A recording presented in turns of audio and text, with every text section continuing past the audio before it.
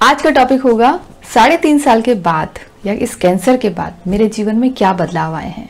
अब मैं कैसी हो गई हूँ, अब मुझे क्या क्या बातें इफेक्ट करती हैं, क्या मैं बहुत इमोशनल वीक हो चुकी हूँ या मैं बहुत अब डिप्रेस रहती हूँ, कैसा अब मेरा जीवन कैसा है इस कैंसर ट्रीटमेंट के बाद या इस कैंसर डायग्नोस होने के बाद। तो आज इसी टॉपिक पर हम बात करेंगे।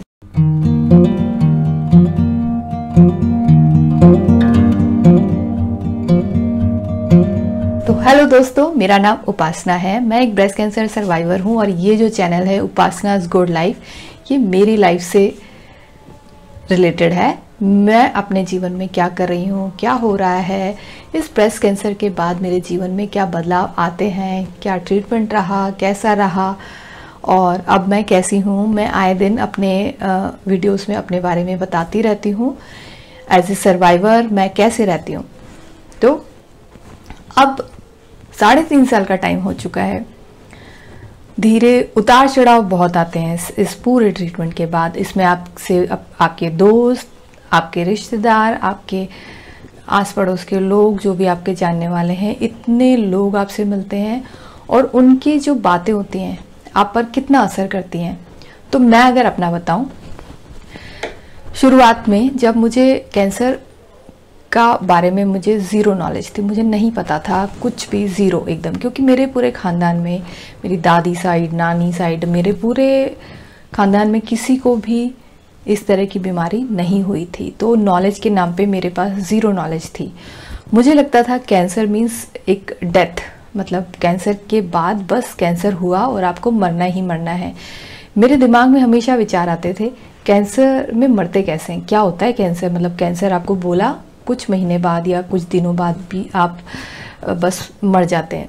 मुझे ऐसा क्यूरियोसिटी होती थी जब मुझे कैंसर का बताया गया कि मुझे कैंसर है। तो मुझे लगता था, मैं हमेशा हर किसी से पूछती थी, जो भी किसी का अपना जब एक्सपायर हो जाता था कैंसर की वजह से, तो मैं उनसे पूछती थी कैसे मरी वो, कैसे मरते हैं, मतलब बस चलते फिरते और या रात को सोए सुबह उठे और मर गए, मतलब क्या होता क्या है इसमें। धीरे धीरे जैसे मैं अपने ट्रीटमेंट में आई, नॉलेज बढ़ी मेरी, लोगों से बात की, मैंने बहुत से ऐसे सर्वाइवर देखे जो जिनको कई साल हो चुके हैं अपना इस कैंसर डायग्नोस होने के बाद, बहुत अच्छे से अपनी लाइफ को जी रहे हैं जैसे उनकी पहली थी अभी भी। कुछ ऐसे लोग भी मिले मुझे जो बहुत मुरझाए हुए और अपने आप को सिर्फ उन्होंने एक अपने मतलब एक होता है ना, एक लिखवा लिया कि हाँ आप एक कैंसर सर्वाइवर ही हैं, आपको दूर से कोई भी देखकर कैंसर सर्वाइवर बोल देगा।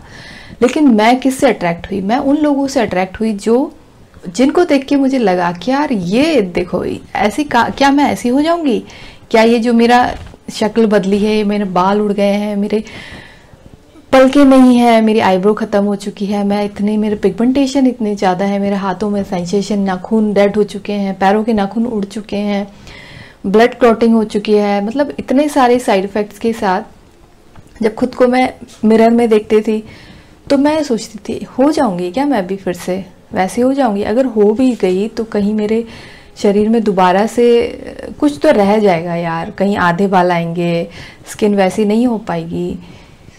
क्योंकि जब मैंने ट्रीटमेंट कंप्लीट हो गया और जब कीमोथेरेपी कंप्लीट हो गई, धीरे धीरे जब बाल आए मेरे, तो पूरे फेस पे मेरे बहुत ज़्यादा बाल आए, यहाँ पर मेरा पूरा चेहरा भर गया और पहले मेरा बिल्कुल साफ था जैसे आज है, अभी है। तो मुझे लगा यही होता है यार, मतलब यही होगा अब, शायद मुझे ऐसे ही जीने की आदत डाल देनी चाहिए, मेरे शायद ही बाल आएंगे। और ये बाल देखो कैसे, मेरी शक्ल अब शायद ही मेरी कुछ सुधरेगी। ये जो घाव हैं, मैं अब वैसे कपड़े नहीं पहन पाऊंगी जैसे मैं पहले रहती थी, मैं स्लीवलेस नहीं पहन पाऊंगी, मैं खुद को कैसे देखूंगी, मेरे हस्बैंड मुझे कैसे देखेंगे, हमारी मैरिड लाइफ डिस्टर्ब हो जाएगी।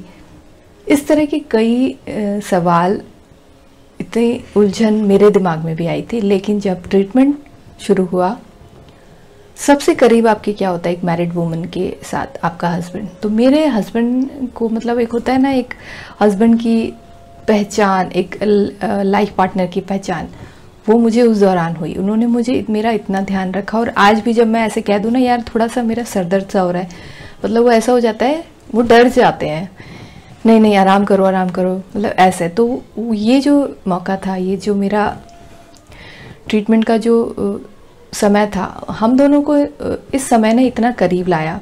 हमें मैं उनको जान पाई। और कई बार क्या होता है, आप हेल्दी होते हैं, जैसे मैं हेल्दी थी, बहुत ज़्यादा हेल्दी थी, बस मुझे गांठ हुई थी। मेरी पूरी लाइफ में मैं बहुत हेल्दी रही हूँ, कभी भी मुझे कोई छोटी मोटी बीमारी भी नहीं हुई है।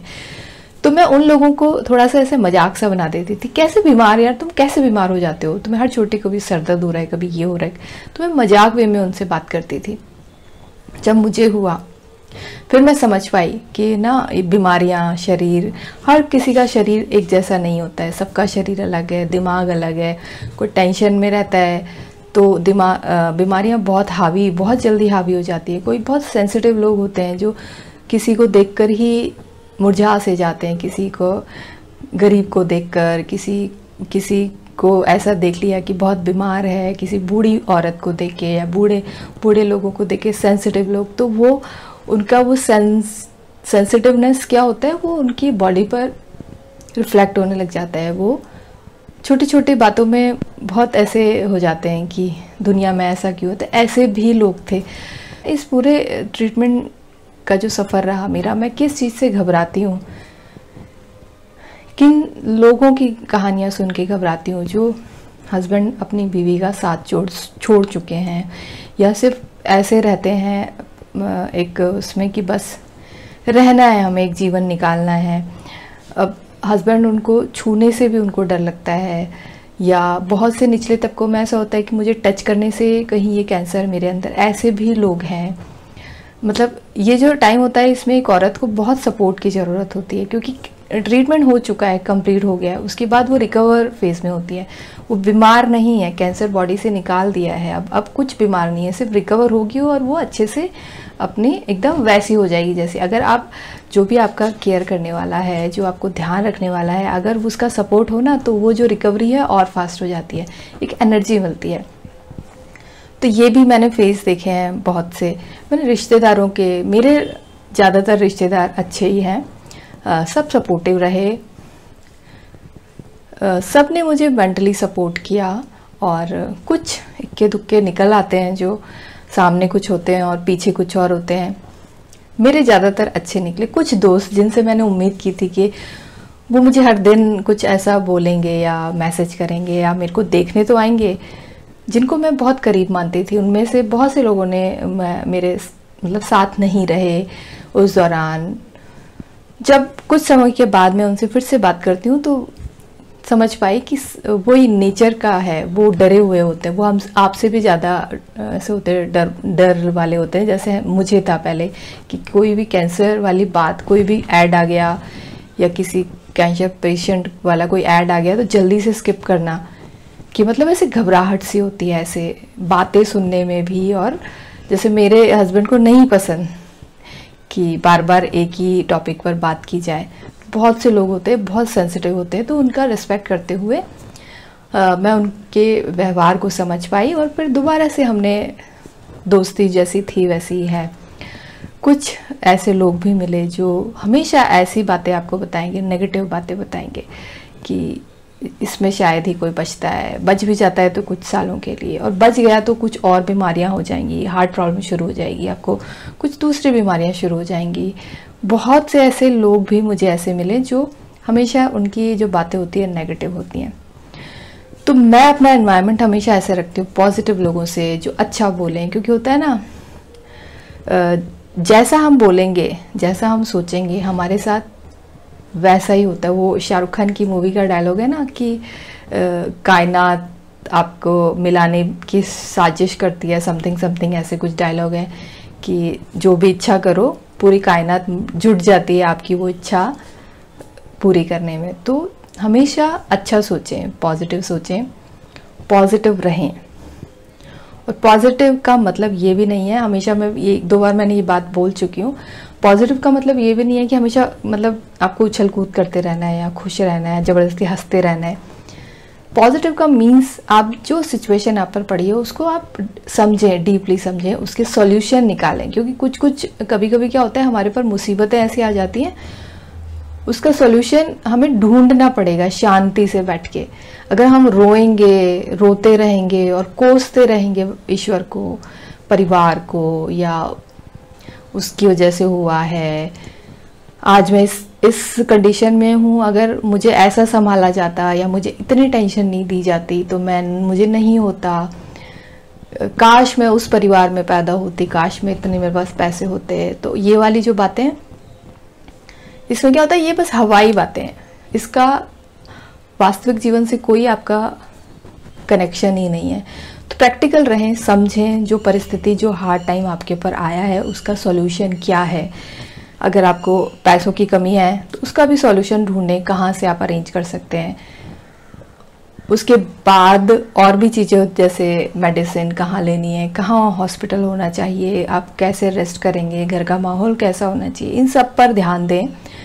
उसके बाद आप इस ट्रीटमेंट में एंटर हों। लड़ाई झगड़े, क्योंकि ये पूरा बहुत लंबा सा समय होता है, इसमें क्या होता है, डिप्रेशन आता है, क्योंकि एक शेड्यूल, एक ही वो बीमार वाला सारी तरफ बना होता है। आप तो बीमारी में हैं, लेकिन आपके साथ का जो पार्टनर है या आपके परिवार के जो हिस्से हैं वो नॉर्मल हैं, तो वो भी इरिटेट से हो जाएंगे कुछ समय में। तो आपको बहुत ही पेशेंस के साथ उस चीज़ों को डील करना है, शांति बनाकर, और ये जो समय है इसको निकालना है, क्योंकि सफ़र की थकावट रहेगी, हॉस्पिटल आना जाना, खाने पीने का अरेंजमेंट, जूस बनाने का, फ्रूट्स का, मतलब इतने सारी चीज़ें होती हैं, इसमें डाइट का ध्यान रखना है आपको पूरा शेड्यूल इस तरह से होता है।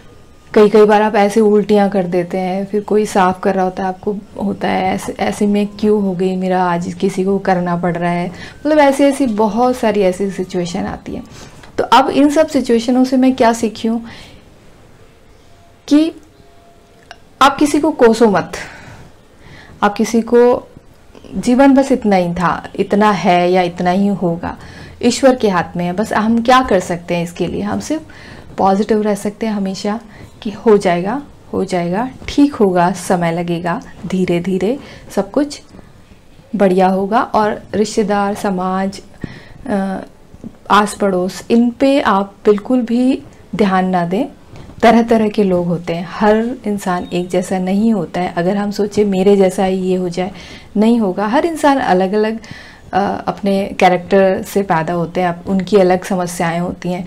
कोई किसी पे उड़ेल रहा होता है अपने भड़ास, कोई किसी पे। तो समाज ऐसे ही बना है, आप समाज का हिस्सा हो, आप कैसे हो आप पे भी डिपेंड करता है।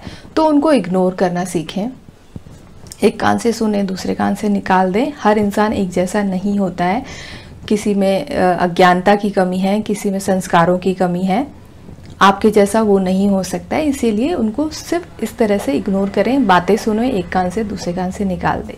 तो मेरा तो जीने का अब इस तरह का मतलब इस तरह से मैं जीवन को जीती हूँ, जिसमें अब मैं किसी का बात मेरे पर हावी नहीं हो पाती है। और आप लोग हैं, आप लोगों से मैं अपने बातें शेयर करती हूँ, मुझे अच्छा लगता है। और जब बहुत से लोग अपनी अपनी समस्याएं लेकर आते हैं, तब मुझे लगता है ये सिचुएशन मेरे साथ भी आई थी, इसका सॉल्यूशन मैं इस तरह से बता सकती हूँ। अगर इनमें किसी की लाइफ में कुछ थोड़ा सा बदलाव हो सके मेरी वजह से, तो मुझे खुशी मिलती है।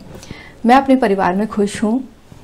मुझे सिर्फ दुख उनके लिए होता है जो अनमैरिड गर्ल्स हैं, उनको हो जाता है, या फिर जिनको बच्चा नहीं हुआ है उनको हो जाता है, बहुत छोटी एज वाली गर्ल्स को हो जाता है, क्योंकि उनके पास बहुत लंबा समय है जीवन जीने के लिए। अगर तो वो एक उम्मीद उनके पास कम हो जाती है जीने के लिए, समय लगता है हर चीज़ को भरने के लिए। होता है ना, टाइम एक बहुत बड़ी मेडिसिन है, जो भी हमारे साथ हुआ है उसका। तो समय दीजिए, समय के साथ धीरे धीरे धीरे जो भी आप सोच रहे हैं, जो भी आपके साथ घटा है, उसको धीरे धीरे कम होंगी वो, तो उसको समय देना बहुत ज़रूरी है। तो ये तो था मेरा बदलाव जो जीवन में आए, मैंने क्या सीखा जीवन से इतने से वक्त में। तो अगर आपको मेरा ये वीडियो पसंद आए तो आपका कोई भी कमेंट हो तो आप नीचे पूछें मुझसे, और अगली वीडियो में फिर मिलेंगे। तब तक आप अपना ध्यान रखिए और हमेशा खुश रहिए।